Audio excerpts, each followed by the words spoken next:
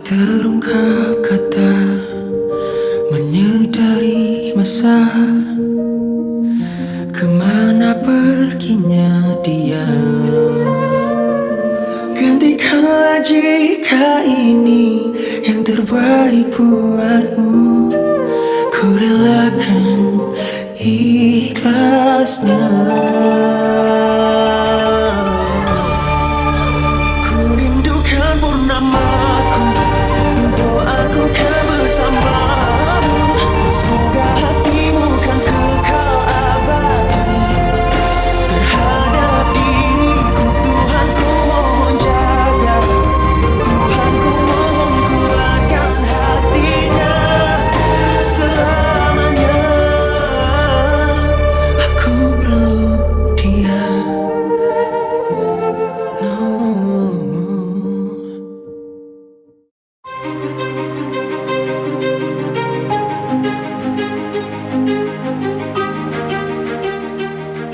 Cinta Aku Yang Kau Gelar Isteri, ia mengisahkan 3 sahabat, iaitu Izlan, Rayhani dan Laila.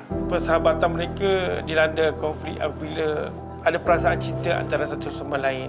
Laila ni yang tersingkir cinta daripada Izlan, membawa diri. Dan Laila ni diberi rupa tak apa cantik sangat, menyebabkan Izlan memilih Rayhani. Pandang muka saya, pandang mata saya, cakap awak cintakan Raisa, tak kisah. Awak!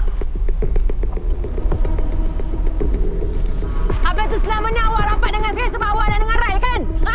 Awak tak berani nak cakap dengan saya. Cakaplah dekat depan muka saya. Kenapa awak tak suka saya? Cakap dia! Jangan tak guna! Jadi ke situ, bila mereka dipisahkan selama lebih kurang 10 tahun dan akhirnya Laila pulang ke kampung untuk merampas kembali cinta Izlan.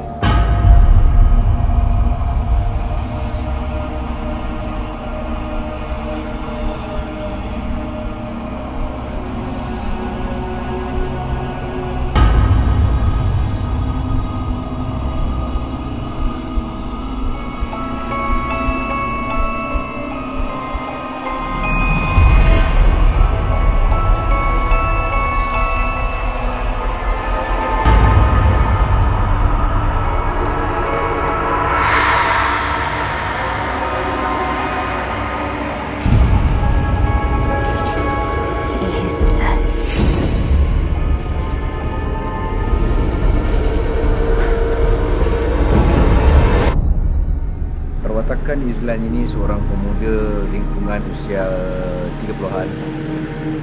Seorang yang dah berumah tangga dan juga mempunyai anak. Di sampingan itu mempunyai konflik antara dua jiwa dalam satu rohani.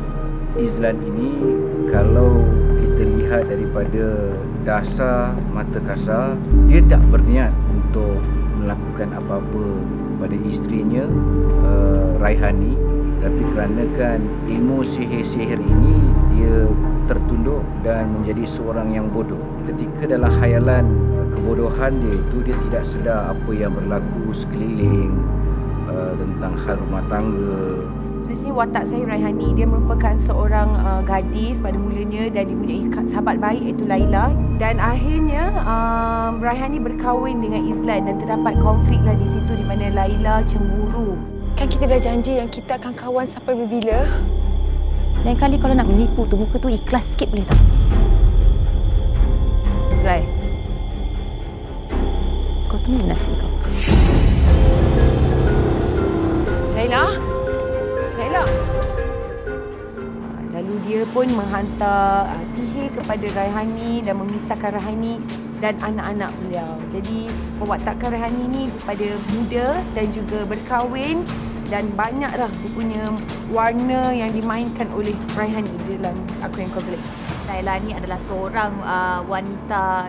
Dia mulakan daripada remaja yang sangat naif sebenarnya. Bila dilahirkan bukan normal dengan budak-budak lain kat kampung dia. Tapi cerita ni lain. Cerita ni dia bersebab kenapa dia watak antagonis Dia tidak stereotype kerana dia berdendam disebabkan body shaming yang dia dapat masa remaja dulu. Sebab tu pentingnya body shaming yang kita nak tekankan, nak bagi dekat, nak educatekan kita punya penonton yang betapa pentingnya jangan ejek orang ni, jangan orang ejek jelik. Laila.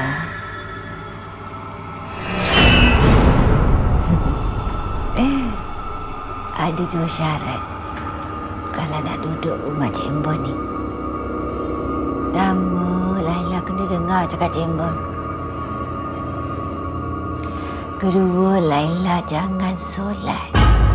Watak Cik Embon ni adalah seorang wanita ataupun makcik kepada Laila yang berumur 80 tahun. Tapi saya, sebab saya ada ilmu, jadi saya nampak muda selalu. Okay, nak tahu jangan cerita nanti saya tak boleh cerita lebih-lebih. Saya kena tengok. Dan juga watak cerita ni juga menggambarkan tentang pengamal ilmu hitam. Saya memegang watak dalam drama Aku Yang Kau Gelar Isteri sebagai Pian. Pian ni adalah seorang sebenarnya budak yang baru lepasan SPM. Watak Naim ni dia abang kepada Pian. Dia ni macam orang kampung yang pergi ke bandar berkahwin dengan bini ni macam diva sikit. So Rose ni dia terlalu obses dengan kecantikan dia ni. Jadi Naim dia tersepit dengan keluarga dia atau isteri dia. Watak Rose ni, Rose merupakan seorang yang sangat-sangat urban, very the urban. As you can see, makeup on point, kuku jari, everything on point. Seorang gadis yang orang memang tak suka. Cuba bayangkan macam Rose ni berjalan tepi jalan pakai Vogue macam ni, dia fikir dia ratu lah, dia memang paling lawa kat situ. So korang boleh bayangkan lah dia macam mana. Untuk naskah Aku Yang Kau Gelar Isteri kali ini, saya patut terima kasih kepada penulis skripnya, Syed Muhammad Taufik, kerana skripnya cukup bagus dan merangsangkan saya untuk mengarah. Okey, kalau tengok pada scene-scene yang ada dalam 15 episod Samarinda ini begitu mencabar bagi saya. Kerana saya belum pernah membuat cerita seram. Kali ini saya memikul tanggungjawab yang diamanahkan oleh TV3 untuk saya pikul melalui Tanah Beri Film Production untuk menerbit dan juga mengarah sebuah cerita seram.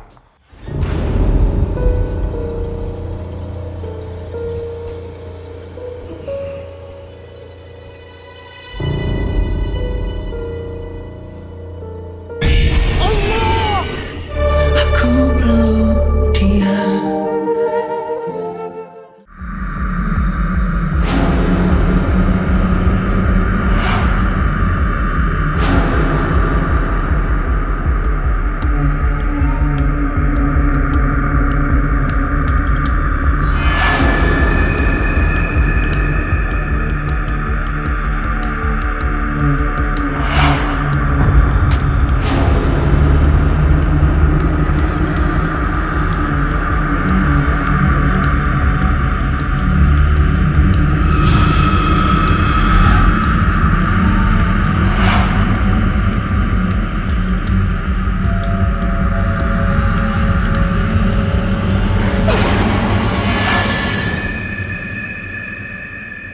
Kalau tengok dari segi penghayatan barisan pelakon saya kali ini, saya rasa mereka cukup menghayati dan buat research tentang watak mereka masing-masing. Antara scene yang saya sukalah iaitu scene watak embun.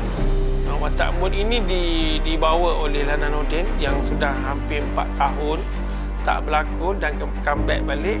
Banyak scene-scene yang saya tidak dapat membayangkan pasal saya pun bukannya kaki bongo. Jadi saya berbincang dengan Lana Nordin, dia memberi input kepada saya untuk menggarapkan babak-babak itu menjadi lebih realistik. Sebab selama saya berlakon berbelas-belas tahun, saya tak pernah lagi bawa watak Datuk Bomo. Kalau ditanya saya, scene-scene apa yang saya suka dan saya rasa benda tu datang sendiri sebab ada 2 scene yang saya rasa lain pada lain, iaitu mandi bunga di sungai. Masa kita kita buat penggambaran tu dekat jam 3 pagi tu silap saya. Saya kena mandikan Sakinah. Jadi watak tu sebenarnya saya director pun bagi kebebasan untuk saya buat sendiri apa yang saya perlu buat. Jadi masa saya berada dalam sungai tu saya tak plan pun nak menggayakan atau membawa watak tu macam mana. Ingatkan nak mandi biasa, tapi bila dengan mood yang ada, dengan kostum yang saya pakai, dengan prop yang ada kawasan keliling, jadi mood tu datang sendiri. Batu guling, batu giling. Batu giling atas bukit. Mata pandang, mata jeling. Mata cakap, aku cantik. Hai puteri pujangga rimba, berdampinglah dengan pati. Agar orang tak tengok aku jelek. Datanglah padaku, berdampinglah denganku. Dekatkanlah engkau pada diri. Babak yang saya paling suka sekali ialah babak masa dia nak menurun nak cantik. Sebab dia ada mantra-mantra yang diberikan. Script writer kita, saya nak bagi kredit sikit kat script writer kita. Dia memang pandai dari segi penulisan dia, mantra dia memang sedap bunyi. Jadi saya sukalah dia punya dengan set yang cantik. Pun juga selama saya berlakon ni, berbelas-belas tahun ni, saya tak pernah lagi gali kubur. Ini scene ni juga dirakamkan pada pukul 5 pagi. Pasal tu mencabar. Lepas tu dengan kameraman kubur besar tu dan kameraman pun dalam tu, saya pun dalam tu. Bayangkan saya kena gali kubur tu, dah lah kubur sama tinggi dengan saya dah.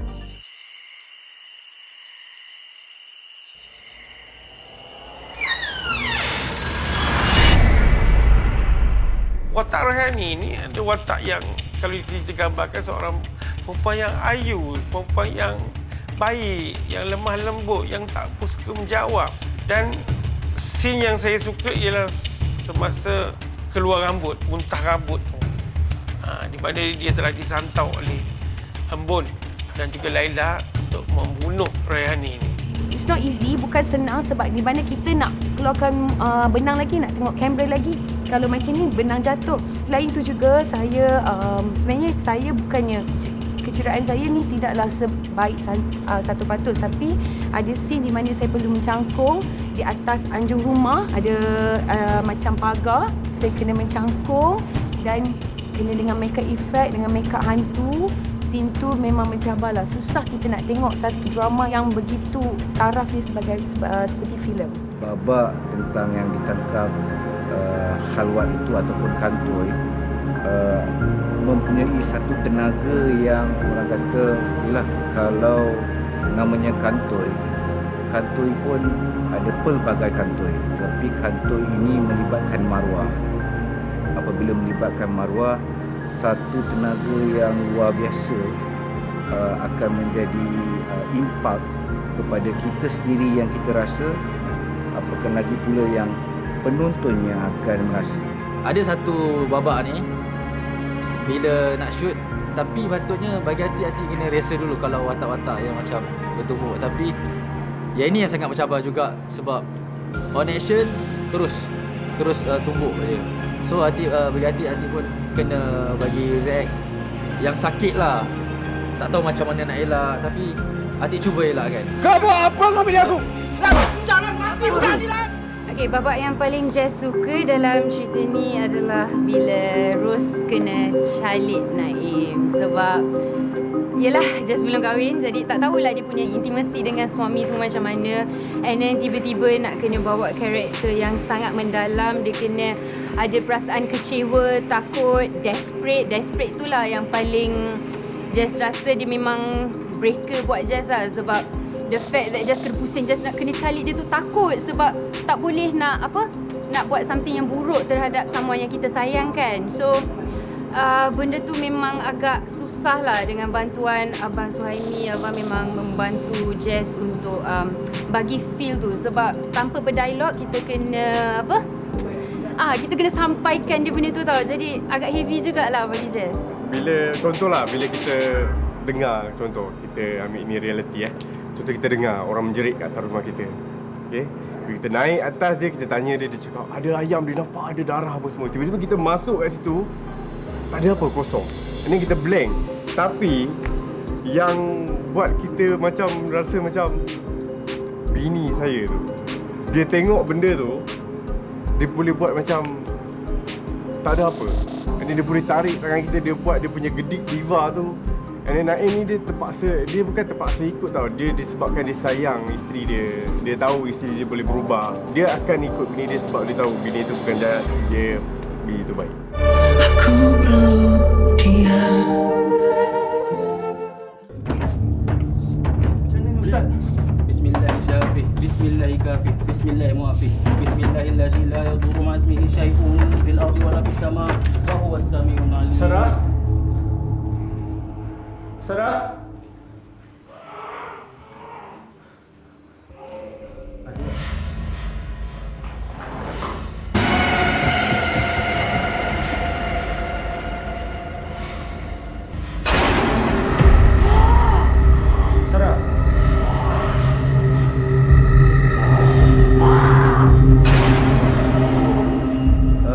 Untuk bekerjasama dengan barisan-barisan pelakon lain tak ada masalah. Harus saya memberikan pujian kerana memberikan kerjasama.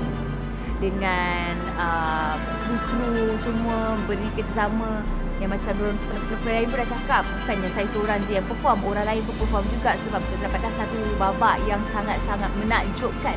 Jadi nak dapatkan satu babak yang cantik tu, kita perlukan effort walaupun dia drama series tapi dia nampak macam filem. Saya suka. Okey, kerjasama yang diberikan oleh Jazz sangat bagus. Ada serasi dia, macam kita senang bekerja lah. Jadi mungkin daripada kita rapat kat situ mungkin kita jadi bersesuai lah, sesuai untuk kita bekerja sekali. Bila dia bagi dekat kita yang dia bersungguh-sungguh bagi dekat kita, so kita bagi balik benda yang bersungguh-sungguh. Maksudnya macam kalau kau nangis setakat biasa-biasa je, so kita tak berapa nak sampai. Tapi bila dia nangis yang buatkan rasa sampai ke hati kita, hati rasa macam okey, dia ni bagi semangat kat aku, dia ni bagi benda yang boleh buat aku naik, aku gah. So kita bagi juga. Dan saya tak sangka permainan Alun Shah begitu besar sekali. Macam kita buat filem sebenarnya. Dan saya memang terkejut dengan camera work dia, shot-shot yang diberi pada saya. Dan kita making begitu besar sekali. Saya seolah-olah saya sedang mengarah filem sebenarnya. Dan juga kepada bahagian-bahagian lain, semuanya memberi komitmen yang cukup bagus dalam untuk menjayakan cerita Aku Yang Kau Gelak Isteri ini.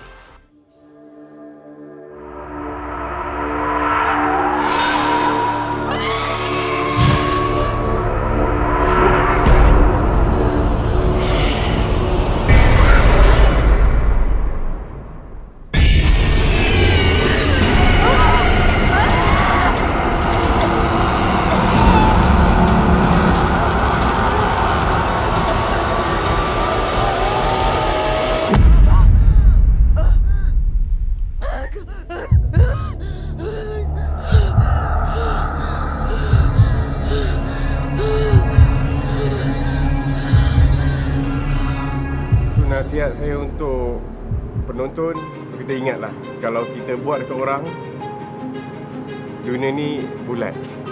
Bila-bila masa je boleh kena kat kita balik. Tapi biasalah cinta-cinta yang tidak berapa direstui Allah ni akan dikembalikan pada orang yang balik. Maknanya cinta dia gagal dan dia mendapat hukuman dia di ujungnya. Tak nak tahu apa hukumannya atau kita tengoklah. Saya Adi Putra, memegang watak Islan. Hai, saya Syarifah Sakinah memegang watak sebagai Laila. Hai, nama saya Nadia Brian, memegang watak sebagai Raihani. Hai, saya Lana Nordin. Saya memegang watak Cik Bon. Saya Haji Azman dan saya memegang watak dalam drama Aku Yang Kau Gelak Isteri sebagai Pian. Nama saya Zaki Azman, memegang watak sebagai Naim. So, nama saya Jasper Supaya. Jasper memegang watak sebagai Rose. Jangan lupa untuk tonton Aku Yang Kau Gelak Isteri Di slot Samarinda bakal ditayangkan di TV3. Di slot Samarinda di TV3. Anda perlu saksikan cerita ini, tengok dengan mata dan berkatalah dengan hati. Barisan pelakon yang hebat, jalan cerita yang best, kena tengok. Gantikanlah jika ini yang terbaik buat